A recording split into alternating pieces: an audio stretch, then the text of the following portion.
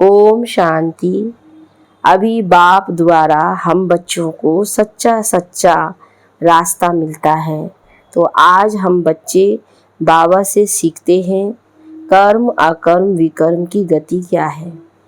आज तो संसार में भगत भी अनेक हैं, भक्ति भी अनेक है, मंदिर भी अनेक है, लेकिन फिर भी वो सच्चा रास्ता नहीं मिल पाता है, वो मंजिल सही नहीं मिल पाती है जब तक बाप ना आए।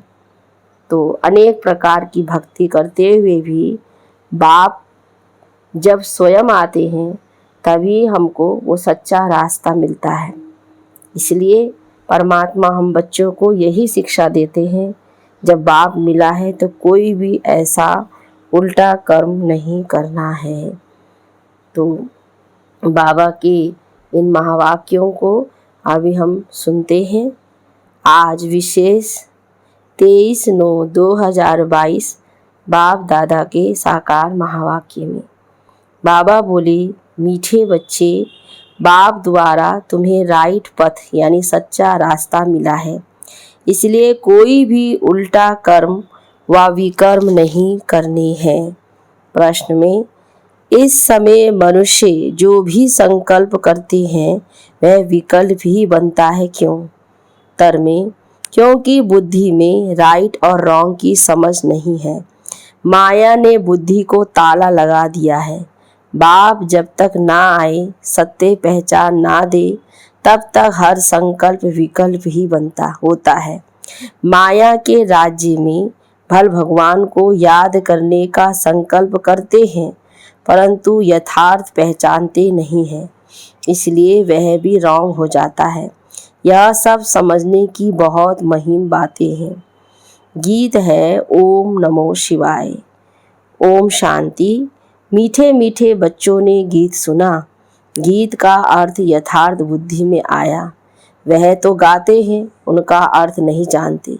तुम प्रैक्टिकल अर्थ भी जानते हो और पुरुषार्थ भी कर रहे हो बाप द्वारा, क्योंकि अब सम्मुख सहायक है। सहायक बनते तब हैं जब भारी भीड़ आती है।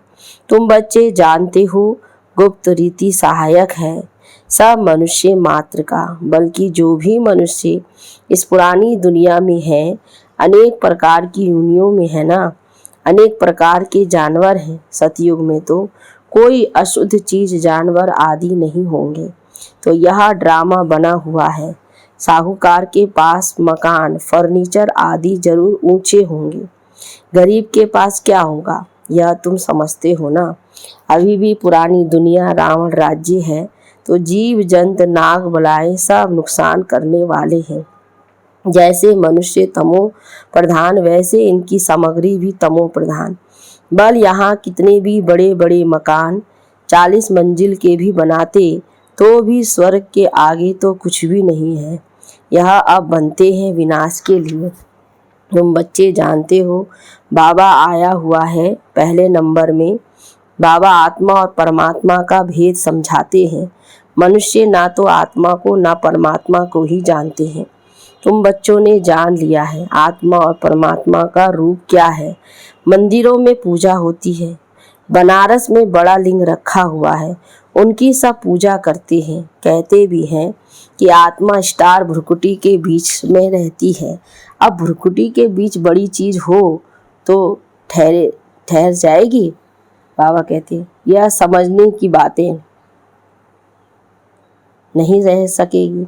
परमात्मा भी स्टार है, परंतु तुम भूल जाते हो। जब शिव बाबा को याद करते हो तो बुद्धि में यहाँ आना चाहिए कि बाबा स्टार है, उनमें सारा ज्ञान है, वह सत्य है, चेतन है, उनमें ही बुद्धि में है।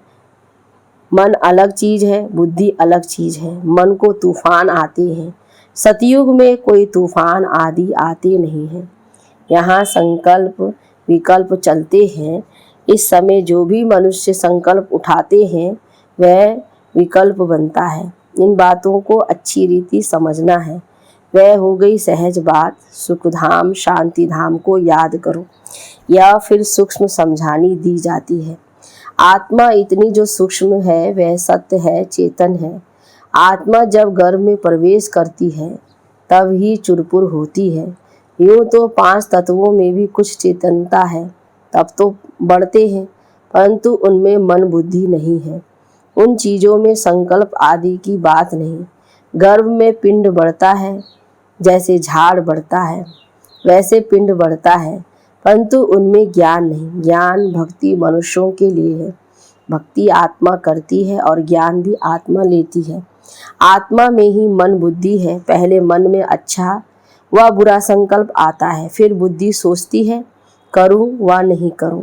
जब तक बाप नहीं आते हैं तब तक आत्मा जो संकल्प करती है वह विकल्प ही बनता है। भल भगवान को याद करते हैं, परंतु राइट है व रॉन्ग है यह भी समझते नहीं है।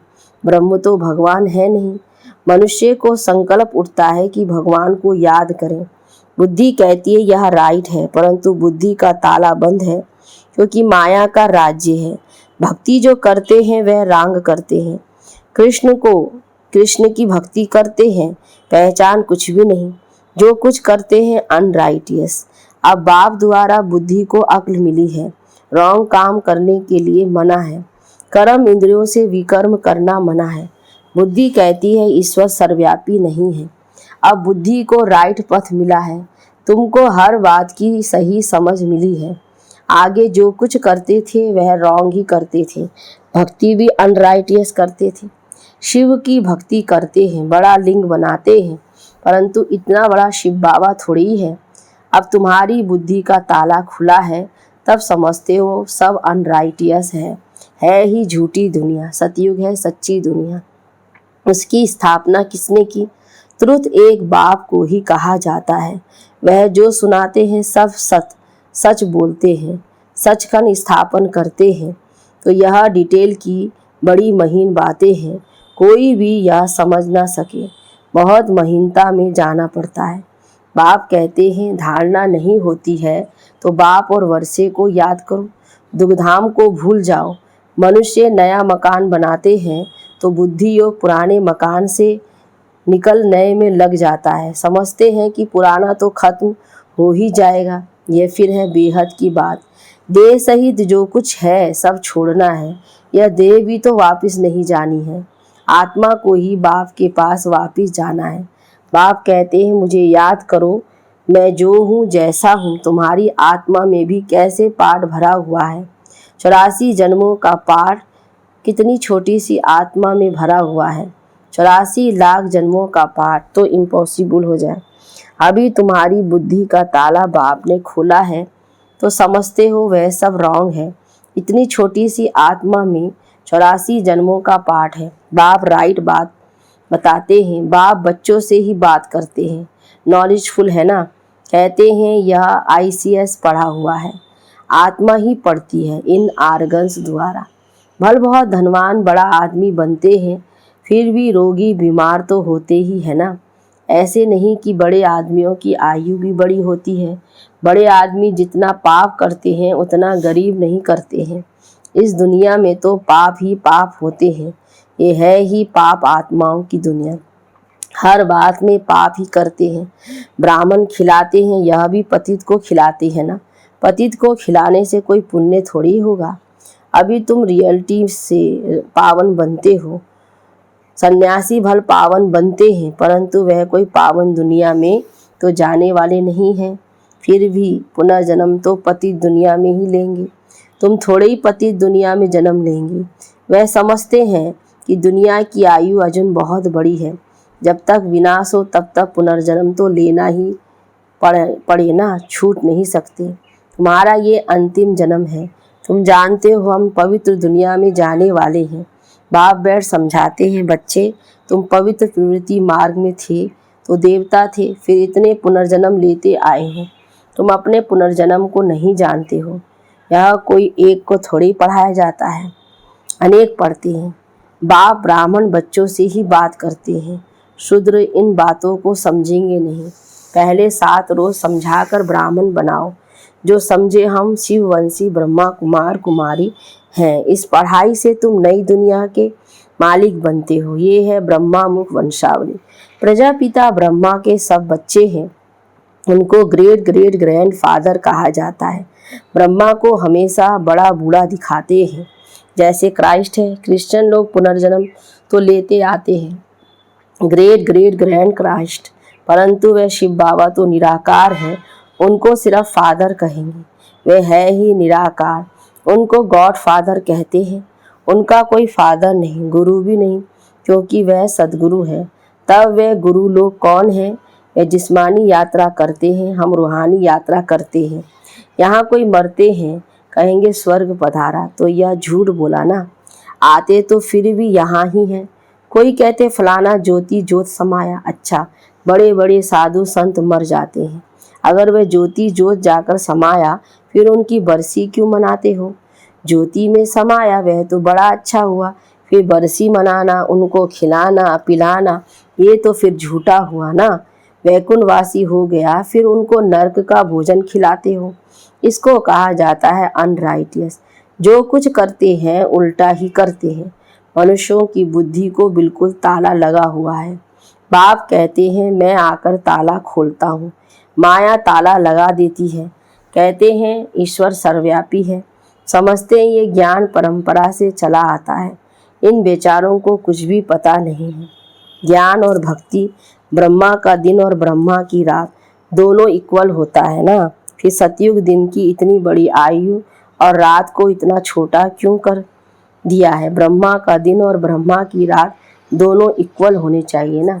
ये बेहद की बात है। बाप आकर सब बातें समझाते हैं। बाप को ही ज्ञान रत्नों का सागर कहा जाता है। एक एक रत्न की वैल्यू लाखों रुपया है। बाप बच्चों को समझाते हैं कल की बात है, तुमको समझाकर राज्य भाग्य देकर गया था, तुमने राज्य की अब गवा दिया है। कल तुमको राजाई थी, आज है नहीं, फिर लो, आज और कल की बात है। भारत कल स्वर्ग था, भारत में ही शिव जयंती मनाते हैं। जरूर शिव बाबा आया होगा, अब फिर से आया है, तुमको राज्य भाग्य दे रहे हैं।